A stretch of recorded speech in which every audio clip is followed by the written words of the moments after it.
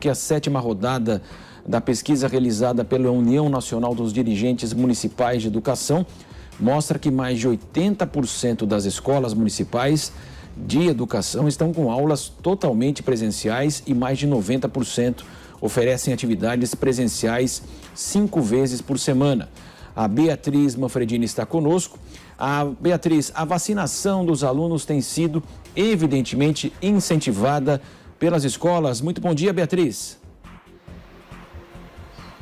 Tem sido bastante incentivada, viu, Marcelo? Bom dia para você, para todo mundo que acompanha o Jornal da Manhã, segunda edição. Até por conta disso, dessas aulas terem voltado presencialmente em 80% das escolas, como você citou, nesses dados do levantamento da União Nacional de Dirigentes Municipais de Educação, a vacinação tem que ser incentivada, né, para que essas crianças retornem para a sala de aula com bastante proteção. Esse levantamento mostrou que 37% das escolas municipais de todo o país estão exigindo a carteirinha de vacinação ali na hora da matrícula, estão conferindo essa carteirinha. Apesar disso, esses mesmos 37% dizem o seguinte, que se a criança não tiver com a carteirinha atualizada, ela não vai ser impedida de frequentar as aulas, né, de entrar na sala de aula. Outros 47% dizem que deixam a criança entrar, então, na sala de aula, mesmo que a carteirinha esteja desatualizada, mas que avisam o conselho tutelar. E 8,7% disseram que não, que a criança não pode entrar na escola até que a situação da carteirinha de vacinação seja regularizada. Mas tudo isso, então, muito por conta disso. A maioria das crianças já voltou para as escolas. Esse levantamento mostra que 90% das escolas municipais têm atividades presenciais 5 vezes na semana, de segunda a sexta, e mais de 80% diz que já está com as aulas normalmente, né? Isso depois aí de quase 2 anos em que a maioria das escolas ficou apenas ali no ensino remoto, desde março de 2020, desde o início da pandemia. Então agora 2022 é o primeiro ano que as crianças estão de volta com tudo, mas as escolas têm enfrentado também alguns problemas. Esse levantamento também aponta que algumas crianças não retornaram, né? Acabaram ficando em casa ali na pandemia e não voltaram para estudar. Por isso, a chamada busca ativa tem sido a principal estratégia de 78% dessas escolas municipais. Quando a gente fala busca ativa,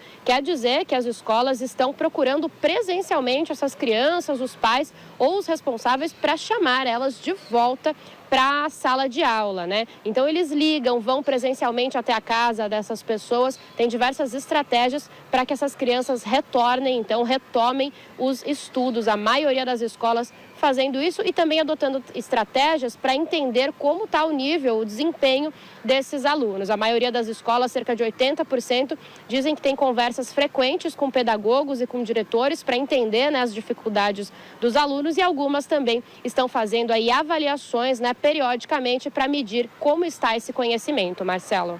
Exatamente, né, Beatriz? Nós tivemos aí, como você disse, praticamente 2 anos, foi nos setores que mais foram atingidos aí pela pandemia, as crianças que ficaram em casa, a grande desigualdade brasileira, né?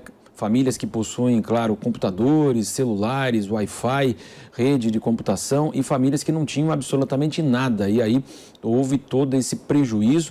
Além da necessidade, muitas vezes as crianças vão para as escolas, para as creches, para ter a possibilidade até de uma alimentação, de higiene. Então, foi uma situação muito grave em todo o Brasil. Você acompanhou muito de perto aqui em São Paulo.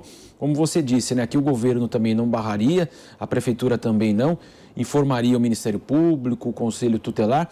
E a Prefeitura de São Paulo, inclusive, chegou a ir às escolas para fazer a vacinação, né, Beatriz? Na tentativa de incentivar, evidentemente, essa imunização e também trazer segurança para o quadro de professores, porque a gente sabe que também os sindicatos aí dos professores reclamavam muito em relação a essa postura, a necessidade da vacinação.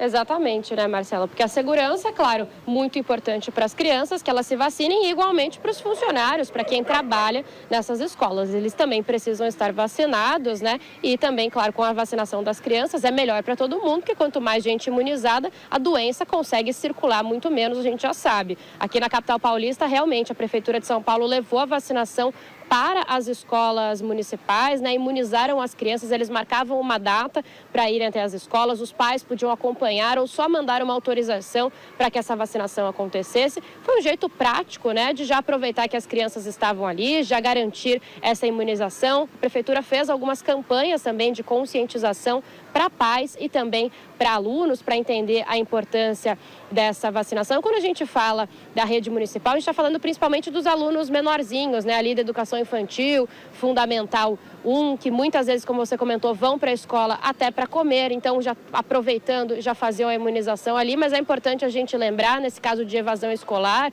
de alunos que não retomaram, não voltaram para as aulas, também é um problema muito frequente para os alunos mais velhos, que aí saem um pouco da esfera municipal, vai mais para a estadual.